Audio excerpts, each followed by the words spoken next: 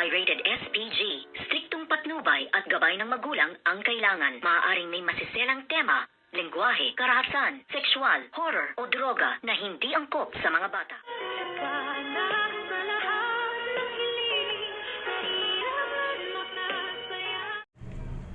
Good morning and welcome sa aking munting channel. Pati na nga rin itong si Harry ay nakisali na nga sa kaguluhan na wala pa namang napapatunayan or sapat nga na ebidensya.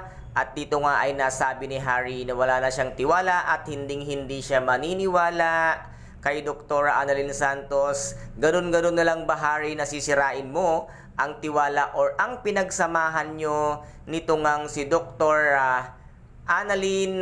Hindi ka na rin ba nahiya sa sarili mo? Sige, paniwalaan mo ang ate mong sinungaling dahil nasa dugo nyo naman ang mga sinungaling at mga mamamatay tao. Wala ka na rin pinagkaiba sa tatay mo at sa ate mong ubod ng sinungaling. At dito naman ay talagang ipagpipilitan nga nitong bruhang si Zoe na si Dr. Annalyn Santos daw ay may talagang intensyon na patayin nga ang kanyang dading. Siya naman talaga ang tunay na mamamatay tao. Bakit ganun, direct? Kung sino pa yung walang ginagawa ay siya pa ngayon ang napapasama at yung masama ay andon na nakahilata at ang tunay na masama ay nakawala pa, ang demonyitang si Moira at ito ngang si Zoe. Kaya nagkamali kayo ng desisyon, Doc RJ, na hindi nyo kinasuhan ang ginawa ni Zoe na panluloko sa inyo at sana ay dumating na rin si Miss Giselle Tanyag at mahanap niya na ang katotohanan kung sino nga ang siyang pumatay kay Don Pepe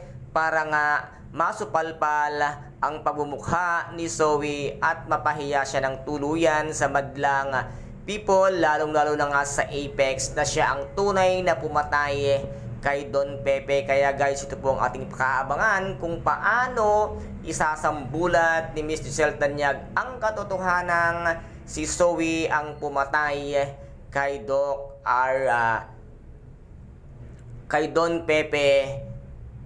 Kaya guys, ito po ang ating pakaabangan dito nga sa Abot Kamay na Pangarap, na kung saan ay napaka-intense at kapanapanabik ng bawat eksena. At kung nagustuhan po ninyo ang aking videos for today, paki-subscribe na lamang po ng aking channel, paki-like and share para maging update kayo sa lahat ng gagawin kong videos.